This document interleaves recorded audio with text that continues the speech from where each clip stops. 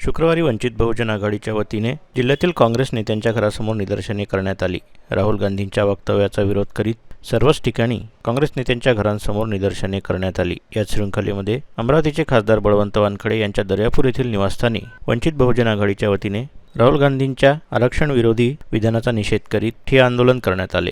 क्रिमिनलच्या अटीमध्ये एकाच माणसाला सवलत भेटेल, दुसरा जर गरीब असेल आपल्या घरात त्याला सवलत भेटणार नाही। ही क्रिमिनलची अट आहे। अशा अटी ते लावत आहेत। एससी समाजाला 1 लाखाच्या उत्पन्नावर सवलत भेटते, ती एकाच माणसाला भेटेल। त्याचं उत्पन्न 1 लाखावर असेल तर 1 लाखाच्या उत्पन्नावर त्याला सवलत भेटेल, दुसऱ्या त्याच्या भावाला सवलत भेटणार नाही। अशी परिस्थिती या ठिकाणी या सरकारने निर्माण केलेली आहे। दुसरी ओबीसीला 8 लाखाचं उत्पन्न असेल तर त्याला सवलत भेटते, परंतु आता ओबीसीला सुद्धा सवलत भेटणार नाही। त्यांच्या कुटुंबातला एकच पण नोकरी लागणार आहे। धीरे धीरे हे संपवण्याचा मार्ग करत आहे। जर तेलंगणामध्ये जसं आणि आंध्र प्रदेशमध्ये जसं यांनी लागू केलं आरक्षण, तसं या महाराष्ट्रामध्ये सुद्धा काँग्रेस सरकार आणि विशेष पेपा हे म्हणतात आणि बीजेपीच्या विरोधात आहे। काँग्रेसचे 8 आमदार कसे काय फुटले हो? त्यांनी बीजेपीला कसं काय मतदान केलं? सर्व लोकांनी टीव्हीवर पाहिलं। पण काँग्रेस आणि बीजेपी एक आहे की अलग आहे? दोन्ही एकच आहे। त्यामध्ये काही पत्रकार आहेत, निखिल वागले, वसीम सरोदे, श्याम मानव, विशंबर चौधरी। श्याम मानव पत्रकार नाहीत, विशंबर चौधरी, वसीम सरोदे आणि निखिल वागले या तिघांनी महाविकास आघाडीचा प्रचार करून आपली सर्वांची मते घेतलेली आहेत आणि ती मतं काँग्रेसकडे वळवली आहेत। म्हणून यांना जोडे मारून आणून आंदोलन या ठिकाणी आम्ही करणार आहोत। या निखिल सरोदेला यांना आम्ही जोडे मारत आहोत। इथं यांचा जेवढा निषेध केला तेवढा निषेध कमी आहे। पत्रकार हा लोकशाहीचा 4था आधारस्तंभ असतो।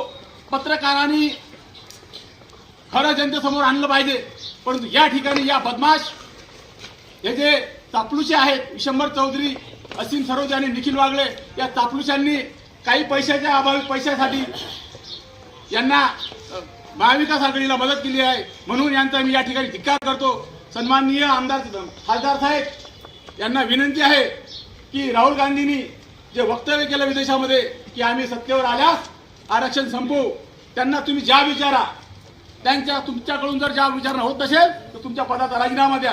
तुम्हाला आम्ही ज्या विचारण्यासाठी मतं मारलेली आहेत, या समाजाने सुद्धा इतकं भरभरून मतं दिलेलं आहे। तुम्हाला ज्या विचारण्यासाठी आहे तुम्ही तो ज्या त्यांना विचारला पाहिजे, अन्यथा आपल्या पदाचा राजीनामा दिला पाहिजे, अशी मागणी मी जिल्हा प्रमुख संजय तोरपगार वंचित बहुजन आघाडी तुम्हाला करतो आणि तुम्हाला नम्र निवेदन देतो आणि थांबतो। जय भीम, जय बुद्ध, जय शिवराय, जय वंचित बहुजन आघाडी महाराष्ट्राचे उपाध्यक्ष तथा अमरावती जिल्हा निरीक्षक डॉक्टर धैर्यवंत सुंदर सर आपल्याला संबोधित करतील, मी त्यांना विनंती करतो। आजच्या या वंचित बहुजन आघाडी, युवक आघाडी, सम्यक विद्यार्थी आंदोलन सर्वांच्या वतीने आज इथे या जिल्ह्याचे खासदार बळवंत वानखडे यांच्या निवासस्थानासमोर धरणे द्यासाठी आपण इथे एकत्र आलेलो आहोत। इथे यायचं कारण म्हणजे काँग्रेस पक्षाचे आणि लोकसभेचे विरोधी पक्ष नेते राहुल गांधींनी विदेशामध्ये जाऊन एक वक्तव्य केलं की आम्ही सत्तेवर आल्यानंतर या देशातलं आरक्षण संपवू। मला असं वाटतं की राहुल गांधींचं हे जे वक्तव्य आहे हे त्यांच्या जातीय वर्चस्वाच्या भावनेतून निर्माण झालेलं वक्तव्य आहे। काँग्रेस पक्ष हा कायम जमीनदारांचा, ब्राह्मणांचा आणि उच्चवर्णीयांचा हा पक्ष राहिलेला आहे। काँग्रेसचा पूर्ण इतिहास बघितला तर काँग्रेसचे अध्यक्ष आताचे फक्त खरगे सोडले तर सर्व उच्च जातीचे अध्यक्ष काँग्रेसचे हे राष्ट्रीय अध्यक्ष राहिलेले आहेत। काँग्रेसने कायम जमीनदारांची बाजू घेऊन या देशामध्ये राजकारण केलेलं आहे। त्यामुळे ती जातीयतेची भावना मनामध्ये कधी ना कधी बाहेर येणार होती, ती विदेशात जाऊन त्यांनी बाहेर काढली आणि तिथे जाऊन वक्तव्य केलं की आम्ही सत्तेवर आल्यानंतर इथे आरक्षण संपवू। आरक्षण संपवण्याची भाषा का बरं होते आहे? आजपासून होत नाहीये मित्रांनो। तर आरक्षण संपवण्याची भाषा जवाहरलाल नेहरूंपासून होते आहे की जेव्हा भारतरत्न बाबासाहेब आंबेडकरांनी संविधानामध्ये आरक्षित जागांचा प्रश्न उपस्थित केला, राखीव मतदारसंघांचा प्रश्न उपस्थित केला, तेव्हा महात्मा गांधींनी आमरण उपोषण केलं आणि या देशावर गांधी जर वाचले असतील आणि या देशाचे राष्ट्रपिता म्हणून घेत असतील तर त्याचं सर्व श्रेय बाबासाहेब आंबेडकरांना आहे की बाबासाहेबांनी जर गांधींच्या मागण्या मान्य नसता केला तर पुणे कराराच्या वेळेला महात्मा गांधी उपाशी मेले असते. बाबासाहेबांनी यांच्या आग्रहामुळे राखीव जागांचा प्रश्न बाजूला ठेवला. तेव्हापासून यांनी मागासवर्गीयांना आरक्षण दिलं म्हणून बाबासाहेबांचा राग काँग्रेसने केला आणि काँग्रेसने एकदा नाही दोनदा नाही तीनदा बाबासाहेबांना निवडणुकीमध्ये पराभूत केलेला आहे. आज काँग्रेस बाबासाहेबांचे गोडवे गाते परंतु इलेक्शन मध्ये त्यांना पाळलेलं आहे. म्हणून बाबासाहेब म्हणत होते की काँग्रेस हे जळतं घर आहे, हे डुबतं जहाज आहे. काँग्रेसवर भरोसा करणं हे म्हणजे महामूर्खपणा आहे. काँग्रेसच्या पोटातूनच भाजपचा जन्म झालेला आहे. पुष्कळ लोकांना माहीत नाही. श्यामाप्रसाद मुखर्जी हे काँग्रेसच्या मंत्रिमंडळात नेहरूच्या मंत्रिमंडळामध्ये मंत्री होते आणि काँग्रेसनेच भाजपला जन्म घातलेला आहे. जनसंघ जनसंघातून